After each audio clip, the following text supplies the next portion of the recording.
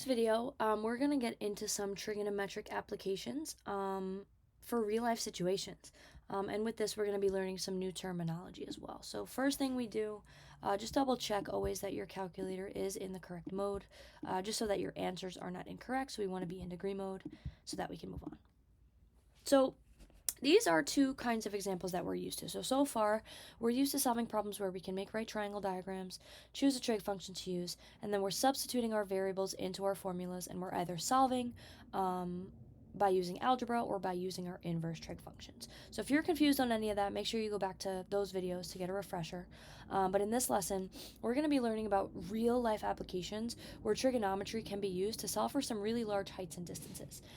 So along with this, there's going to be some new terms that we learn, and there also might be some extra steps in these questions that you have to do in order to get your final answers.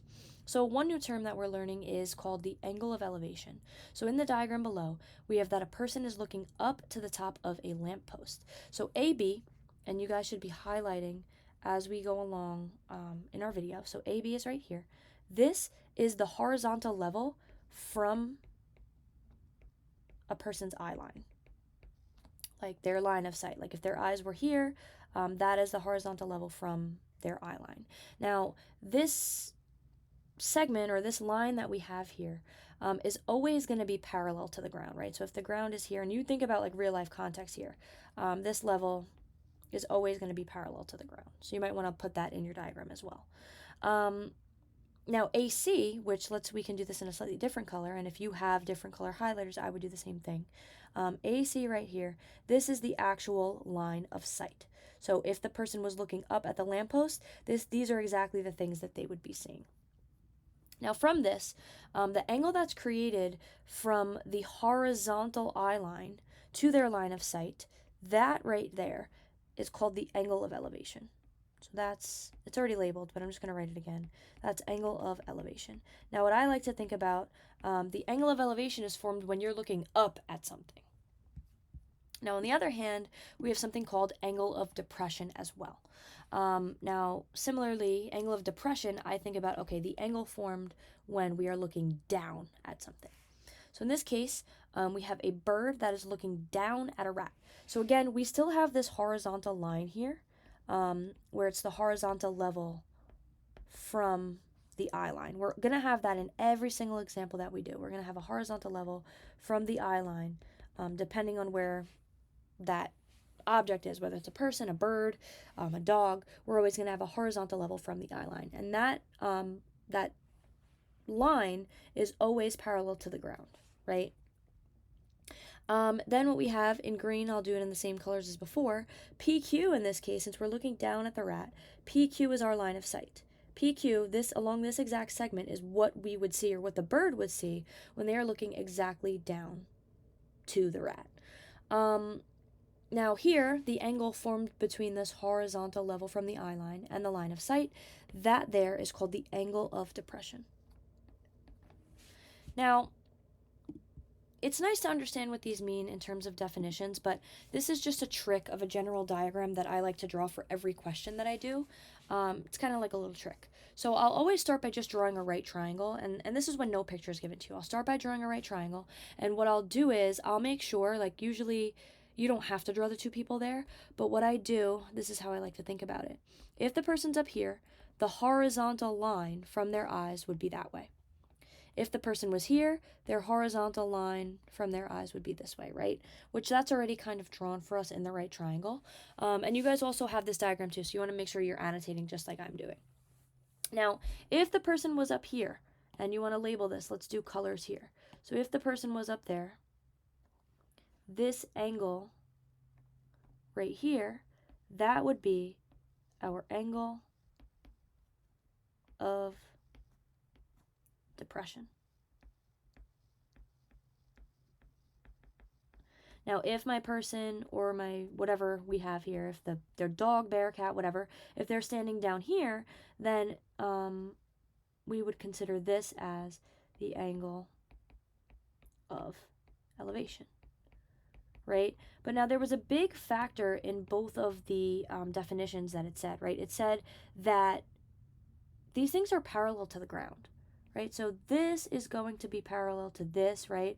And then the ground is down here. If we had a line for the ground, that would be parallel, right? But let's not even worry about what I just drew there. So right now, we have that those two lines are parallel. Now, what I want you guys to realize is that when we have parallel lines, we should be looking, you guys should see it right away. What I see is a pair of alternate interior angles, right? And to do that, remember, we can look for that Z shape, which we have here, here, and here, right?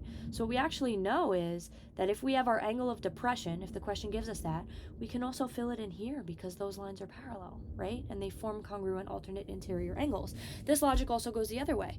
If in a question we're given the angle of elevation, we can go ahead and fill that in at the top too if we needed it, right? Which is why the diagram that I like to draw usually looks like this, right? And I'll show you guys how we do that in an example. So make sure you guys have this written down before we move on. So we're going to just get into two examples. We're going to work on drawing these. And what you want to ask yourself too is when you're doing these problems, you want to ask yourself, do I need to add anything to my final answer? So let's just do that with this example here. So we have a person is standing 150 feet away from a flagpole, 150 feet away from a flagpole, and measures an angle of elevation of 32 degrees. So before I even read the rest, I'm drawing my right triangle out. And I'm going to draw my dashed line going this way. I don't really need to draw the dashed line down here because I already have that solid line in. And you know what I'm doing too? I'm putting my arrows to show that these are parallel. So again, we have a person standing 150 feet away from the flagpole. So I know that this here is my flagpole. And my person's going to be standing somewhere over here. Bam. We are 150 feet away from our flagpole. Okay. We also have that the angle of elevation is 32 degrees. So guess what? I know my angle of elevation from my previous slide. That's here. So I can fill that in as 32. And then it says, assume that the person's eyes are a vertical distance of 6 feet from the ground. Now this is so important. What we're saying here is that from this eye line, because remember this horizontal piece represented the eye line if the person was standing down there. What this says is that this person is 6 feet, their eyes are 6 feet from the ground. Now what we're doing is looking for the height of the flagpole. Now this is why you need to be careful with contexts like these, because we drew our flagpole here. But think about this in realistic terms, right? The flagpole isn't going to start midair at the person's eyes, right? The flagpole is going to go down all the way to the floor, like where the person's standing at, right? So this value of the flagpole here that we're allegedly looking for, let's call that X. We're not going to be done. X is not going to be our final answer. We're going to have to go in and add that 6 feet. So we need to be really, really careful with how we draw these pictures because if they give us this information, right, where it says that the eyesight or the eye line is a vertical distance from 6 feet to the ground, we're going to need to do something with that number. So now let's do some trig. So we can follow our checklist from our previous things, right? We know our reference angle is here.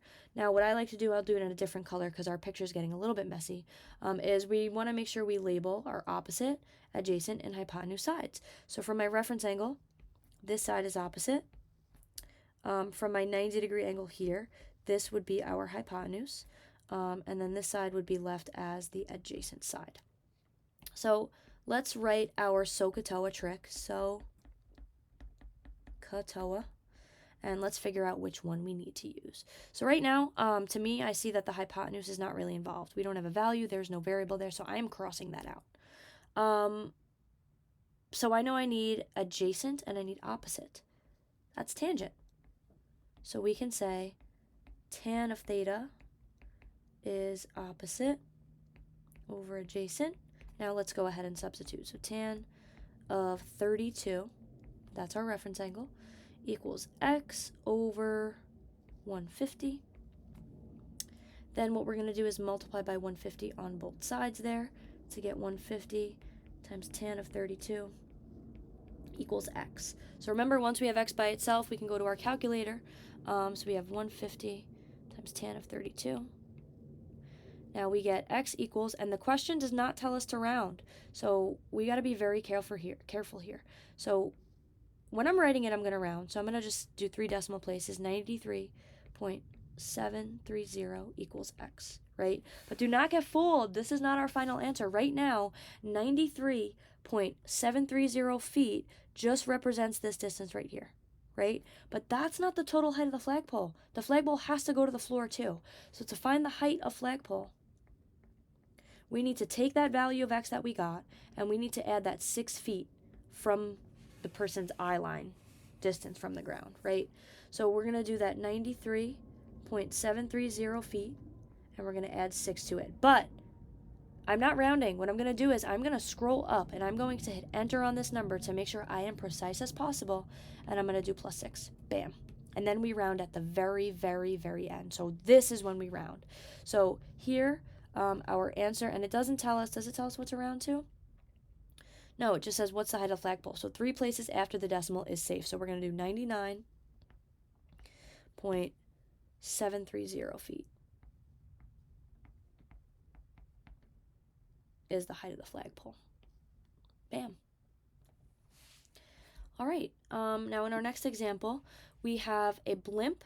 Well, before we even read, I'm drawing my diagram, like I told you guys. Bam. Okay, so a blimp 4,280 feet above the ground measures an angle of depression of 24 degrees from its horizontal line of sight to the base of a house on the ground. Assuming the ground is flat, how far away along the ground is the house from the blimp? So this is super wordy. I'm just going to fill in what I see right now. So I see a blimp is 4,280 feet above the ground. Height is always measured straight up, right? So I know that this is 4,280 feet. I also know that my angle of depression, which from our diagram from before goes here, right? This is going to be 24 degrees. Now, before I even label anything else, I know that these are parallel, right? So just before I even do anything, I'm going to also label this as 24. Because this is an angle that's actually in my right triangle. The angle outside of my right triangle doesn't really help me, so we have to use the fact that these are parallel to fill that into our triangle. Now, here maybe it even helps to draw some pictures, right? So here's the house. Here is, I'm going to be terrible at drawing this. Here's the blimp, looks like a little airplane. It wants to know how far away along the ground is the house from the blimp. So the ground is here. So along the ground, that's going to be this value right here. That's going to be our x feet. So in this case, we're using the property. We don't really need to add anything to our value though, right? There's no like hidden agenda here. They don't give us any extra numbers that we need to add. So right now, this picture is good. So we have our reference angle. From our reference angle, we want to make sure we label opposite. Our right angle would be here. So this is our hypotenuse value, and this would be our adjacent value. So if we write SOHCAHTOA in here, which side are we not using? Again, it's this hypotenuse side is not really involved. So we're using opposite and adjacent again. So tan theta is opposite over adjacent. Now in this case, we multiply by our denominator, right? So we're multiplying by x on both sides here to get, oh, I forgot to fill in our angle. Our angle is 24, so tan of 24 equals 4,280 over x. So here we get x times tan of 24 equals 4,280. And then we can divide by tan of 24 on both sides to get x equals 4,280 over tan 24. Now, once we have x by itself, we can go into our calculator, right? So we have 4,280 divided by tan 24. And there we go. So x is equal to, and it doesn't tell us what to round to, so 3 places after the decimal is going to be safe, 9,613.037 feet. Now this is actually really interesting because we don't realize it because we're not like looking at a picture, an actual picture of this or an actual like real life visual, but a blimp is 4,000 feet in the air. What we can actually measure just by having this angle of depression is we can figure out, and this is thousands of feet. That's how many thousands of feet the house is away, right? So it's actually cool. We can use this for super cool real life context, and we'll practice this more. But just remember, be careful when you're drawing your diagrams. See if there's any extra information like the height from somebody's eyes to see if there's anything you need to add to your final answer. And again, do not round until the very, very, very end of your question.